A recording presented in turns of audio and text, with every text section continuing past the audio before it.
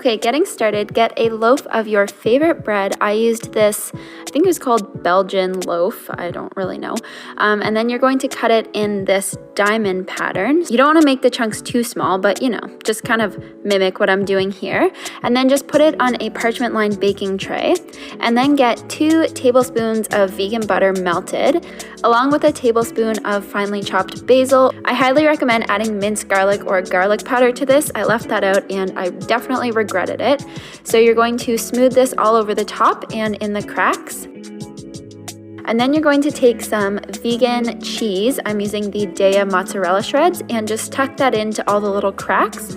Then you're going to bake it at 350 for about 10 to 15 minutes until it's all melty and toasty, and that is it.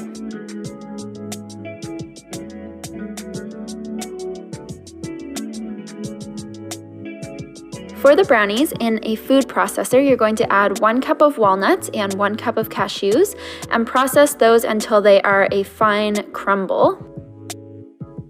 So then just set those aside for a minute, and you don't have to wash out the food processor or anything. Add 2.5 cups of pitted medjool dates. These ones are super caramelly and super gooey and just perfect for this recipe. So you're going to process those until they are pretty blended, and then add 3/4 cup of cocoa, a little bit of salt. I'm using this pink salt, and then add in the crushed nuts.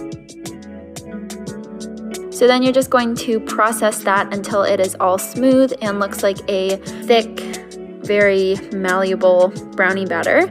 So then you're going to put that into a baking pan lined with some parchment paper and just start pushing it down as flat as you can with your hands. And then to make the edges, because I didn't want mine to be too thin, I actually just folded in each side of the parchment paper to make straight edges like this, and this also helped compact it a bit. And then just put that in the fridge for about 15 minutes, and then take it out, and I flipped mine over so that the top was perfectly flat like this. And then I spread some icing onto 1/2. You definitely don't need to include icing. You could also make like a healthy avocado icing if you want. I just made regular because that's what I know how to make, but you guys have seen me make icing before. I can link a recipe below though if that helps. So then I just took it out and cut it up, and that is it. You can store these in the fridge for a few days, or you can even freeze them and they will be amazing.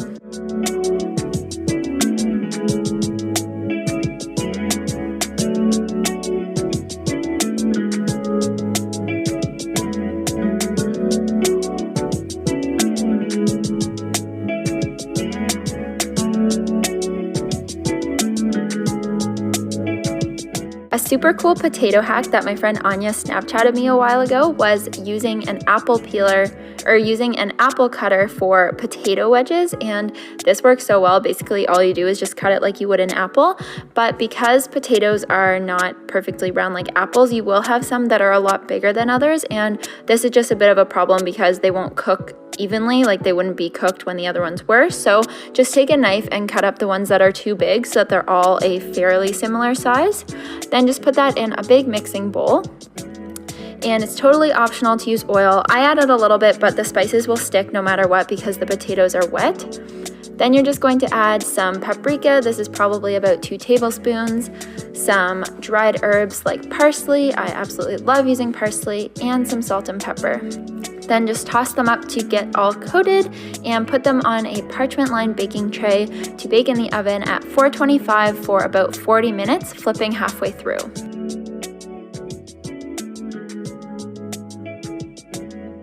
The dips that we used were spicy mayo made by using Vegenaise and Sriracha, as well as sweet chili sauce that I just bought, and ketchup.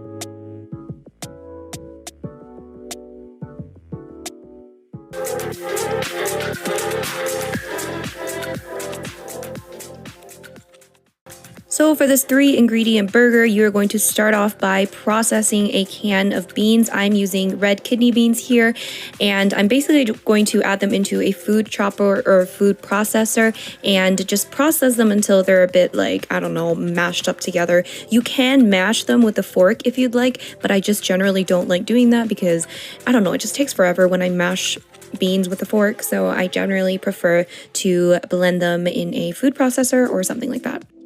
So once the beans have processed pretty well, you're going to add them into a big mixing bowl. And don't worry if they have, some chunks in there still, it doesn't really matter. And then you are going to add 1 cup of oat flour and 1 cup of store-bought pasta sauce. And then you're just going to mix it well together. Now, if you have only oats, you can actually blend the oats with a blender to create oat flour. So that's what I would recommend doing. So use the same amount of oats, use 1 cup of oats and blend them into oat flour with the blender.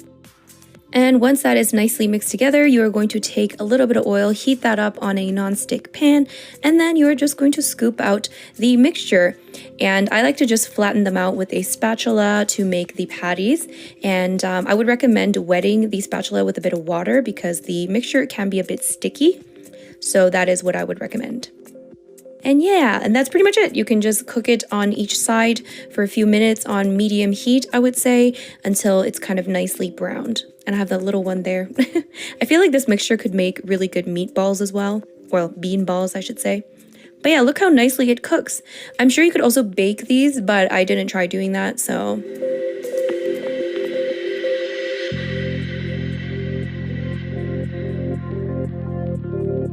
Alright, once they've cooked, you can, of course, dress your burger up however way you want to. I like the, very classic lettuce, tomato, ketchup, mustard. And oh my gosh, this was actually really delicious. I highly recommend trying this. The pasta sauce just adds that extra flavor and stuff. And you can add other seasonings as well, but just on its own like this, it was pretty damn good.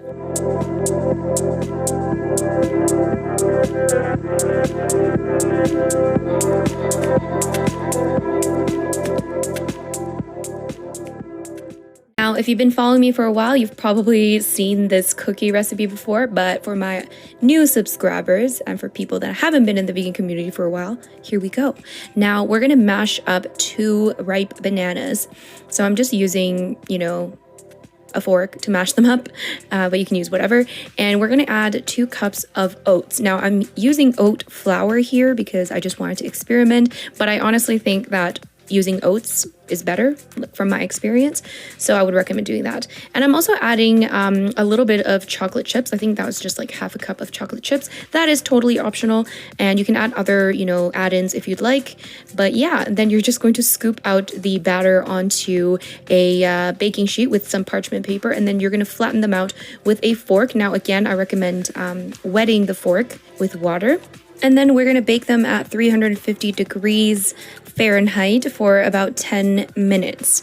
And then that just creates the world's healthiest cookies. And these are just very, very simple and healthy. There's no added sugar in there, of course. I added chocolate chips, but who cares? And you can have these for breakfast or as a very healthy snack.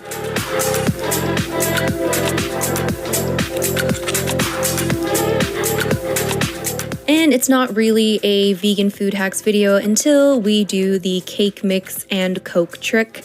And if you guys haven't heard of this, basically all you have to do is take a box of cake mix. So basically any type of store-bought cake mix. I think this one is from Betty Crocker.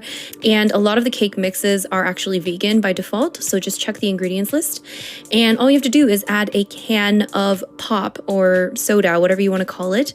Just a can. I'm just using Pepsi, and I just mix it together using a whisk. And that pretty much makes the batter. You don't need to add anything else, just a can of Coke or a can of pop. And you can also make cupcakes out of this, so that's what I decided to do. And I made a bit of a mistake because I only have 1 muffin tray, so I decided to just fill up the entire muffin tray with the cupcake batter, and it turns out it kind of overflowed. So overflowed, is that a word? Anyways, yeah, I definitely put way too much into this tray. I should have just done 2 batches, but homegirl does not read the instructions, so this definitely was a little bit too much batter for this, but you live and you learn. So as you can see here, very soon you're going to see that it is explosive. Kind of looks like cookies actually. But it turned out really well. It still worked perfectly well. So next time I'm definitely going to use 2 muffin trays for this, or just bake it as a cake. But yeah, it really turned out well. I did put some store-bought vegan icing on top just because I had some icing, or was it frosting? Is it icing or frosting? What is the difference? I don't even know. Anyways, I had some leftovers, so I just put some on top, and it didn't turn out like the prettiest cupcakes, but it still turned out okay. So definitely give this a go if you haven't tried it. It's really fun. It's just kind of like a nice way to make a last minute cake. Hopefully yours will turn out a lot.